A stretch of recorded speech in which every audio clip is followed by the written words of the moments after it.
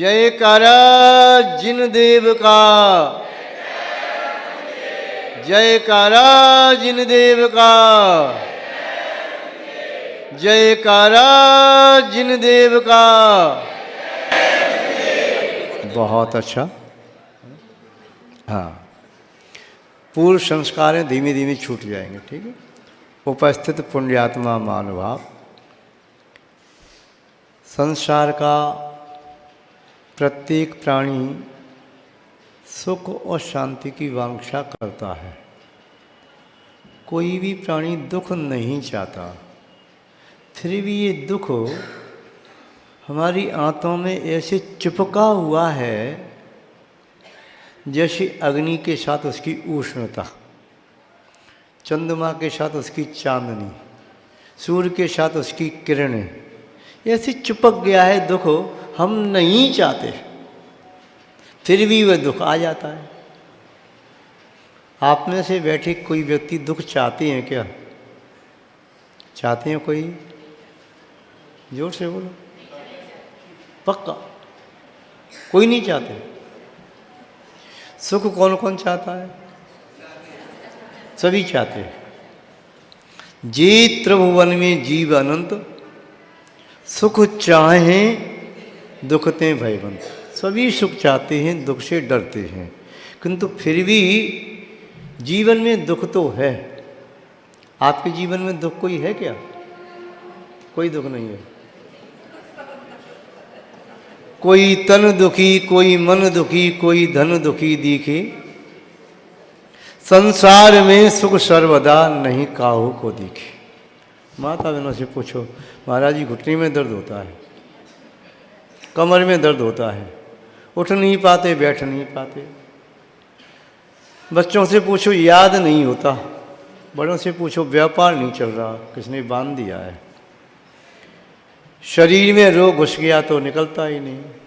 कोई कैंसर से परेशान है, तो कोई डायबिटीज से परेशान है, तो कोई बीपी हाई लो से परेशान है, कोई अन्य प्रकार से परेशान है। आँखों की रोशनी कम हो गई, सुनाई कम पड़ता है। जीवन में दुख आता क्यों है? कभी सोचा है? जीवन में दुख आता है पाप कर्म के उदय से। आचार्य उमा स्वामी महाराज ने तत्वसूत्र में लिखा, हिंसा, नृत्य, ब्रह्म प्रगृति व्रतम, ये 5 व्रत होते हैं। और हिंसा, झूठ, चोरी, कुशील, परिग्रह, ये 5 पाप होते हैं। जहाँ 5 पापों का स्वरूप बताया, प्रमत्त योगात् प्राण विपण हिंसा, अथर्वदान मंडतम, अदत्तादान स्त्रियम, मैथुन वब्रम, मूर्छा, परिग्रह, ये 5 पाप बताए। वहीं का दुखमेव वाह, चाहे 5 पाप कहो या दुख कहो, एक ही बात है। चाहे जल कहो, तोय कहो, बारी कहो, नीर कहो, वाटर कहो, वाह कहो, विष कहो, अमृत कहो, जीवन कहो, ये सब जल के पर्यायवाची नाम है। ऐसे दुख और पाप एक दूसरे के पूरक के पर्यायवाची नाम है। बर्फ पिघल करके पानी बन जाती है, और पानी जम जाए तो बर्फ हो जाता है। ऐसे ही असद व्यक्ति हमारी आत्मा में जम जाती हैं तो वे पाप कहलाती हैं। असद व्यक्ति जो जमी हुई है पाप हैं, उदय में आती हैं तो वे दुख कहलाती है। दुख कहीं बाहर से नहीं आता। जीवन में कोई भी किसी को दुख नहीं दे सकता अपने कर्म के उदय के बिना। सीता को रामचंद्र जी ने निकाल दिया था, तो सीता जी ने क्या कहा कि रामचंद्र जी का दोष है, अपने कर्म को दोष दिया। सोमा सती ने एक कहा मेरी सास का या पति का दोष है, मेरे कर्म का दोष है। या किसी भी महापुरुष ने जो संघर्ष का सामना किया, तीर्थंकरों पर भी उपसर्ग आई, उन्होंने ये कहा कि ये व्यक्ति दुष्ट है, मेरे ही कर्म का उदय है। कर्म उदय में आते क्यों हैं? क्योंकि हम कर्म जैसा बांधते हैं उदय में आते हैं, हम ही बांधते हैं। किसी टंकी में पानी भरा है तो क्या निकलेगा टोंटी खोलने पर? पानी निकलेगा। और दूध भरा है तो दूध भरा है तो दूध निकलेगा, पक्का है ना। यदि कोई रस भर दिया तो टोंटी खोलने पर रस निकलेगा। यही हमारी जीवन की सत्यता है। जिसके जीवन में पुण्य का उदय उसे सुख मिल रहा है, उस सुखी व्यक्ति को देख करके आप ईर्ष्या करो, उसकी निंदा करो, बुराई करो, पाप कर्म का बंध होगा, उसकी पाप की निजरा हो रही। जीवन में कभी भी अपने शत्रु की बुराई नहीं करना। क्यों? यदि वह बुराई को समता से सहन कर लेगा तो उसके तो पाप का क्षय हो जाएगा, तुम्हें पाप का बंध हो जाएगा। जिसकी तुम बुराई कर रही हो तो उसके तो पाप का उदय है, उसके तो पाप की निजरा हो गई, और निंदा करने वाले को पुण्य का बंध होगा, पाप का बंध होगा। बुराई नहीं करना। बुराई तो वैसे किसी की भी नहीं करना है। गुणों की प्रशंसा करोगे, अच्छाई की चर्चा करोगे तो जीवन में गुणों का आविर्भाव होगा, महानुभाव। पाप का उदय जीवन में क्यों आता है? क्योंकि हम पाप का बंध करते हैं। कैसे करते हैं? कभी क्रोध में आकर के किसी का अपमान कर दिया, चाहे सामने कोई भी है, पूज्य पुरुष हैं, चाहे माँ है, चाहे पिता है, चाहे बड़ा भाई है, कोई भी है, क्रोध के आवेश में आए तो फिर तो ये भी ध्यान नहीं रहता मंदिर में बैठे हैं, आंखों में लाले मार गई, कौनी मार रही हैं, उसने पहले अभिषेक क्यों कर लिया, शानदार क्यों कर ली। कभी अहंकार में आकर के किसी का अपमान कर दिया, तिरस्कार कर दिया, अपनी पैसे की घमंड में आकर के, पद प्रतिष्ठा गण में आकर के मैं अध्यक्ष हूँ समाज का, उपाध्यक्ष हूँ, महामंत्री हूँ, मैं फैक्ट्री का मालिक हूँ, मेरा बेटा पढ़ा लिखा है, अच्छी जॉब कर रहा है। अहंकार आ सकता है, किसी भी प्रकार का अहंकार आ सकता है। वो अहंकार भी पुण्य नहीं कराता है, पाप कराता है। कभी मायाचारी से लोभ की प्रवृत्ति जागी, धन ज़्यादा आ जाए तो झूठ बोल दिया, मायाचारी की। कभी लोभ की प्रवृत्ति से कोई भी पाप किया जा सकता है, कभी हिंसा के द्वार से, कभी असत्य के द्वार से, कभी चोरी के द्वार से, कभी अभ्रम और कभी परिग्रह के द्वार से हमने पापों का संग्रह किया। जब संग्रह पापों का किया है तो पाप उदय में आएंगे। जब पाप का संग्रह करें चाहते ही एक पाप का फल न भोगना पड़े, किंतु पाप का जब बंद किया है तो फल तो भोगना पड़ेगा। किसान ने खेत में सरसों बो दी और चाहे सरसों में आई फसल, गेहूं की फसल आ जाए, आ सकती है क्या? ये कभी अन्यथा नहीं हो सकता। ऐसे ही जैसे कर्म का बंध किया है उसी प्रकार का फल उस कर्म के उदय से प्राप्त होता है।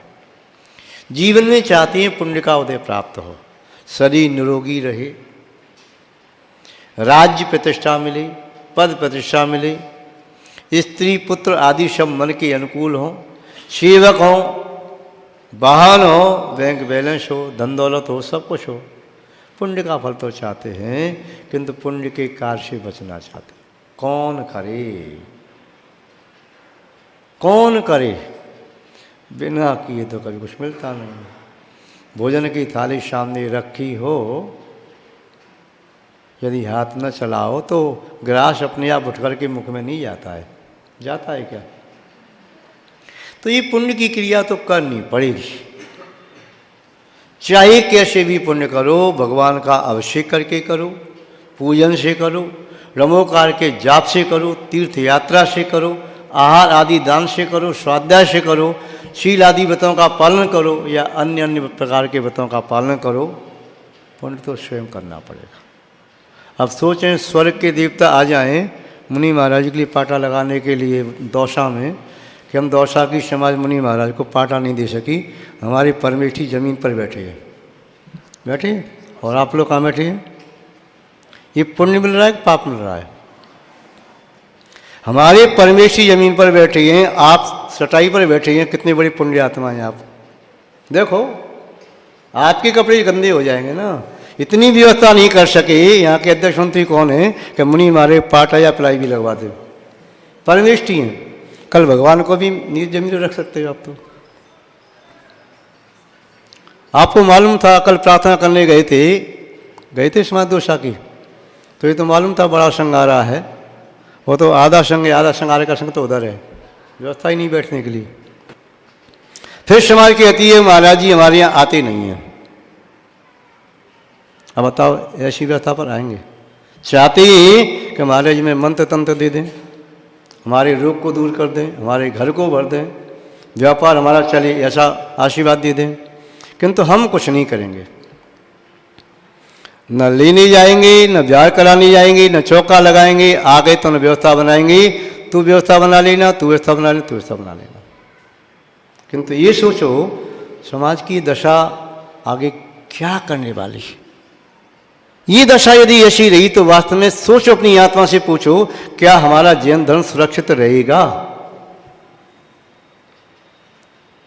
क्या जैन धर्म की रक्षा कर पाएंगे? क्या यही हमारा कर्तव्य है? स्वयं यदि बैठा नहीं जा रहा है तो चेयर पर बैठ गए, मूड़ी पर बैठ गए, पर यही बुद्धि नहीं आ रही कि हम क्यों बैठे हैं यहाँ पर, हमारी परमेष्ठी जमीन पर बैठे हैं। क्या ये पुण्य करे कि पाप करे? तो इससे पुण्य का फल मिलेगा कि पाप का फल मिलेगा? हम इस सब बातें कहना नहीं चाहते, परंतु हम 2 शाम एक बार नहीं आए, कई बार आए और मौन से ही चले गए। जो समाज की अनुकूलता प्रतिकूलता रही स्वीकार किया, आज भी स्वीकार कर रहे हैं। किंतु समाज को सोचना तो चाहिए। अजमेर की समाज विहार करा रही है, वो अपनी व्यवस्था लेके साथ में चल रही है, पर ऐसा नहीं है कि ये समाज व्यवस्था न बना सके। समाज में ऐसा नहीं कोई कमी हो कि 10 पाटा नहीं बनवाए जा सकते, या 2 प्लाई नहीं लाई जा सकती, या 2 चटाई नहीं बिछाई जा सकती, ऐसा नहीं है। किंतु करी कौन? नहीं कर नहीं सकता। जब करेगा नहीं पुण्य भाई, तो पुण्य का फल कहाँ से प्राप्त करेगा? अपमान अपने साधुओं का सरासर हो रहा है, हम कर रहे हैं, तो सिर्फ पुण्य का बंध नहीं, पाप का बंध। कोई साधु से रास्ते में अपशब्द कह दे तो आपकी आंखें लाल हो जाती हैं। हमारे महाराज ऐसा कहता है, उपसर करता है, मीडिया में छप जाएगी खबर। पर स्वयं खुद अपने आप अपमान करें, मंदिर में बैठे हैं और अपने साधु उपनिष्ठ को यदि पाटा भी न दे सकें तो ये कितना बड़ा अपमान है। महानुभाव नीतिकार कहते हैं, पुण्य फलम इच्छन्ति पुण्यम निच्छन्ति मानवा, पाप फलम निच्छन्ति पापम कुर्वन्ति यत्नतः। का प्राणी पुण्य का फल तो चाहता है, किंतु पुण्य की क्रिया करना नहीं चाहता। पाप का फल चाहता नहीं, किंतु पाप की क्रिया को छोड़ता नहीं। खान पान में अशुद्ध फास्ट फूड खाने लग गए, रात में खाने लग गए, जमीकंद खाने लग गए, और इसके अलावा और कहाँ तक आपकी स्थिति पहुँच गई है कहने में शर्म आती है। यदि किसी जैन परिवार में बोतल भी आने लगी है तो कोई बड़ी बात नहीं है। आमिष भोजन होने लगा तो कोई बड़ी बात नहीं है। कहाँ जा रहे हैं? अजैन लोग बड़ी श्रद्धा से पाँव पखारते हैं, गंदों तक को पी जाते हैं। अरे ये तो भगवान का चरणामृत। रास्ते में कई बार व्यवहार करते हैं, महिलाएं चप्पल खोल कर खड़ी हो जाती हैं, जहाँ चरण धूली होती है उठा करके पल्लू बांध देती हैं।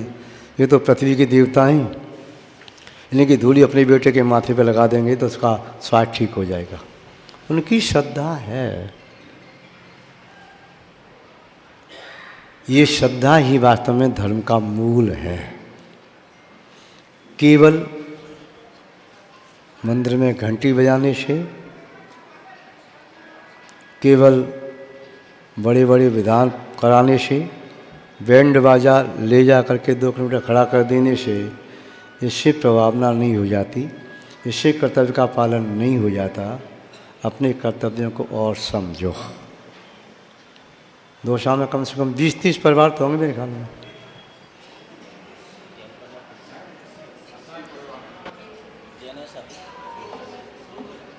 सौ घर हैं, कोई 130 कह रही हैं, जितनी भी हैं। जहाँ 4 घर की समाज होती है तो वहाँ व्यवस्था बन जाती है। 4 घर की समाज चौमासा तक करा लेती है, 7-7 पीछियों का। और जहाँ एक घर की समाज नहीं है वहाँ पर भी हमारे 3-3, 4-4 चौमासे हुए क्षेत्रों पर। जहाँ 130 घर की या 100 घर की समाज है, 100 के कितने लगे समाज में?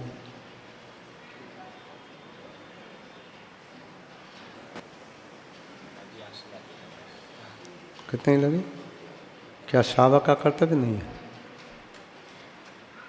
आप भोजन नहीं करते?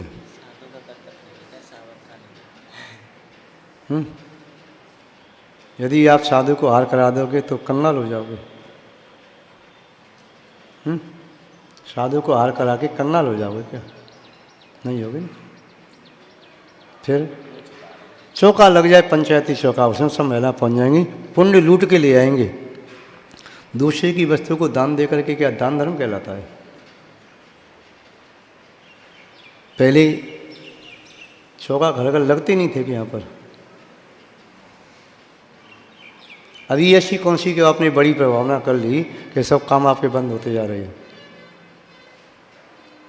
आपको मेरी बातें कड़वी लग रही होंगी, किंतु गुरु ही आपको न समझाए तो कौन समझाएगा? कौन समझाता?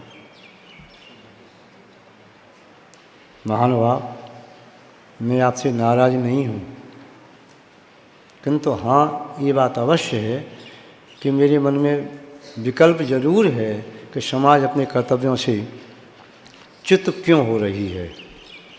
चाहे माता बहनें हैं, चाहे पुरुष वर्ग है, कर्तव्य के प्रति किसी के मन में कोई होश क्यों नहीं है। जब कोई जीवन में प्रतिकूलता आती है तब लगता है कि वास्तव में मैंने धर्म का साथ नहीं दिया, मैंने जीवन में पुण्य नहीं किया, इसलिए जीवन में मेरी ऐसी प्रतिकूलता आ गई। तब तक समय निकल गया होता है, फिर कुछ समय शेष नहीं रहता। पाप कार्यों से बचो, पुण्य के कार्य में लगो। आपके पुण्य को कोई भी छीन नहीं सकता। विश्व की कोई भी शक्ति आपसे आपके पुण्य को नहीं छीन सकती, और विश्व की कोई भी शक्ति आपसे आपके पाप को नहीं छीन सकती। आप स्वतंत्र हैं पुण्य करने के लिए भी और पाप करने के लिए भी। अब ये आपकी मनस्थिति है, ये आपकी परिस्थिति है कि आप क्या करना चाहते हैं, आपको क्या चाहिए। सुख चाहिए तो पुण्य के कार्य में लग जाओ, और सुख नहीं, दुख चाहिए तो पाप तो कर ही रहे हो। महानुभाव, आप सब लोगों को हम पुनः वात्सल पूर्वक बहुत बहुत आशीर्वाद देते हैं। यदि किसी माँ का बेटा पद से च्युत हो जाता है तब भी माँ उसे वात्सल देना कम नहीं कर देती। पिता तभी उसके प्रति स्नेह बरसाता है। यही गुरुओं का स्वभाव होता है। हम भी आपकी समाज के प्रति ऐसा नहीं है कि वात्सल पूर्वक आशीर्वाद नहीं देंगे। बहुत बहुत आशीर्वाद है, और डबल आशीर्वाद है कि अब की बार लौट करके आएँ तो सावक अपने कर्तव्यों के बारे में सोच सके।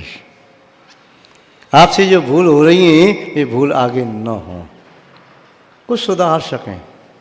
चंदनवाला की तरह से हमारी माताओं में से कोई माँ अड़ करके कह के मैं तो चौका लगाऊंगी, चाहे महाराज आए या ना आए, मेरे पास कुछ भी नहीं है, मैं तो पानी पिला दूंगी, चने उबाल के खिला दूंगी, जैसे चंद्रवाला ने उड़द के छिलके खिला दिए, उड़द की दाल खिला दी, ऐसे खिला दूंगी। किंतु मेरे नगर में महाराज आए हैं, मैं बिना उनको चौका लगाए भोजन नहीं करूंगी। यदि मैंने चौका नहीं लगाया, महाराज आए और चले गए, तो उसने मैं अन्न का त्याग कर दूंगी।